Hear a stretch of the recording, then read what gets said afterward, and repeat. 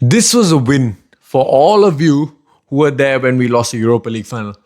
This is for you guys who were there when we had only won 9 games in almost 50 games out of Amarim's tenure. This is for you people who have endured hell in the last 1 year. And we all completely deserve a result like this. We deserve a performance like this. Man United, we are back. And I don't mean this as a joke. I do joke about this often. But I think for once, I really mean this. We might genuinely be back. And by back, I mean, let's talk about the big things, the things that matter, right? How far are we going to go in the Premier League? And I'm saying, what places are we going to occupy in the Premier League? We are looking at top 4 right now. The way if we play or if we even replicate something in the sort that we played against Liverpool, in the sort that we played against Brighton today, guys, we're looking at top 4 confirmed. And why do I say top 4 confirmed? I can say Man City is better than us by far. Arsenal play better than us by far.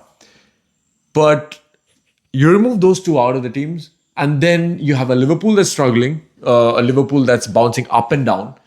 You have a Chelsea who perform one day and then the next they're just absent.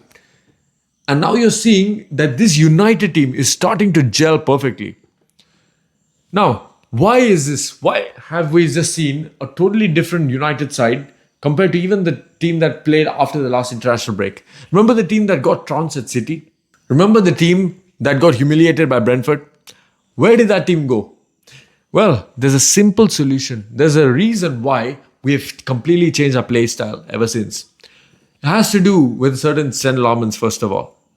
So, what were we playing before? We had Bayender, right, as the goalkeeper. Nobody had any trust with the defense. So, which is why whenever the ball came into the defense or into a corner, into a set piece, funnily enough, we would concede every shot. There was a point where Bayender was conceding every second shot. And guys, that's not good. That is not good. Consider the fact that we've gone from that to now St. Lomans, who, yes, he conceded 2 goals. Yes, one was a set piece and all that. But let's be honest, the guy can command the box. He knows where his defenders need to be. And you know what? The best thing I like about Lomans, he does not complicate the game. He tries to be the boring keeper that everybody has been asking for. He just does his job. Nothing crazy, nothing wild, this or that. When it comes to a high claim, the guy is there. When it comes to distribution, the guy is there. And had Dorgu not messed it up for us, we would have been going home, not with a 3-0, probably a 4-0. Because I think we were going to get that 4th goal anyways. It didn't matter when it was going to come. But the goal was coming. And we would have gone home with 3 or 4-0. And I would say this performance, right, the way the team played from minute 1 all the way to minute 72, this was very much reminding me of when we played Spurs. Remember that one game we played against Spurs in Ten Hag's first season? That was the perfect game. From minute 1 to minute 90, we kept a clean sheet, we scored 2 goals, and realistically, that should have been a 6-7-0 if we had clinical strikers. What happened in this game, though, is that we had the exact same kind of performance. That first 45 is the best 45 I've seen in the last 10 years, hands down.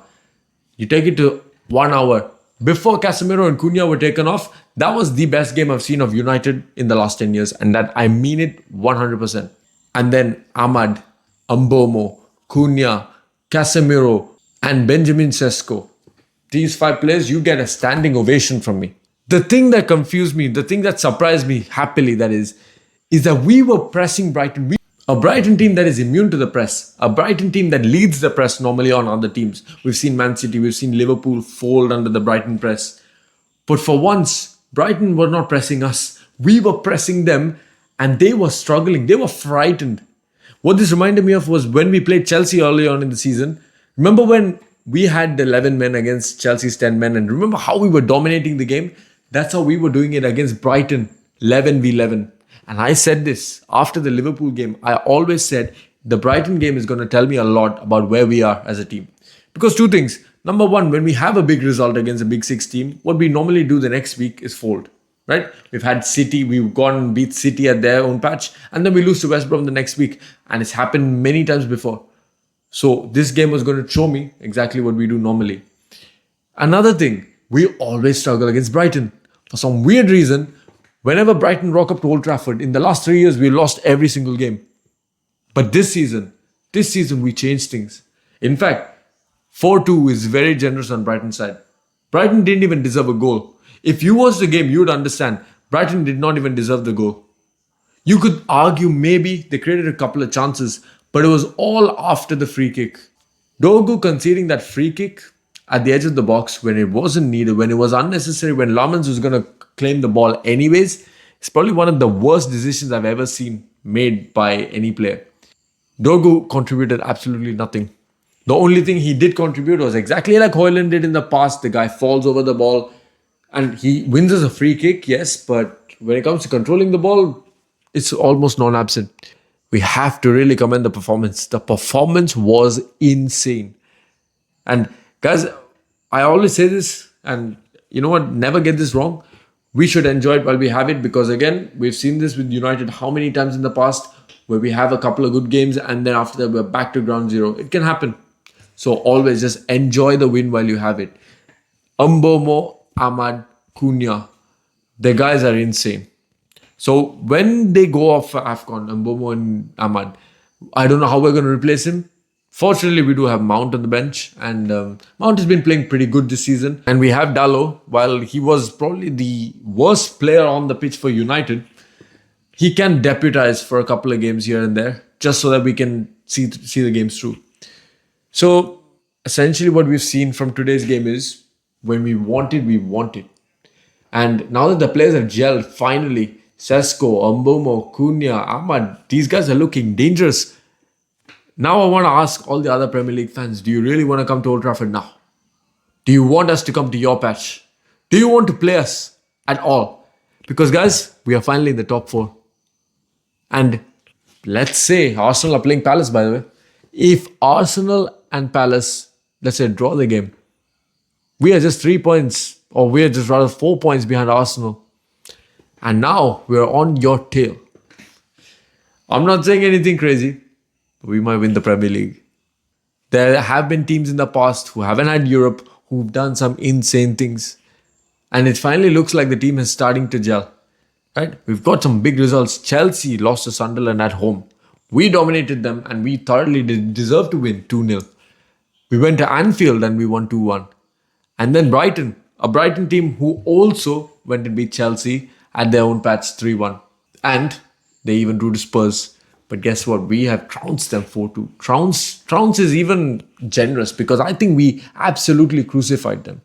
And we deserve this. I will take this performance day in, day out. And Amorim, this is a message to you. Keep doing this and I will have nothing to say about you. Right? Because all we want at the end of the day as United fans, we want United to win. We want United to win the Premier League. We want them to win the Champions League one day. We want them to win the Carabao Cup, FA Cup. We want them to win everything. And if you can make this possible, continue this level of performance from all our players. What can I say? What can I say wrong about what Amorim did today? The only thing I can say is bringing on Dogu and bringing on Ugarte perhaps. But even then, even bringing on Ugarte had its own advantages. But really guys, hats off to United. Hats off to Mbeumo. 2 goals today, by the way. 4 goals in the league. That is my shooter.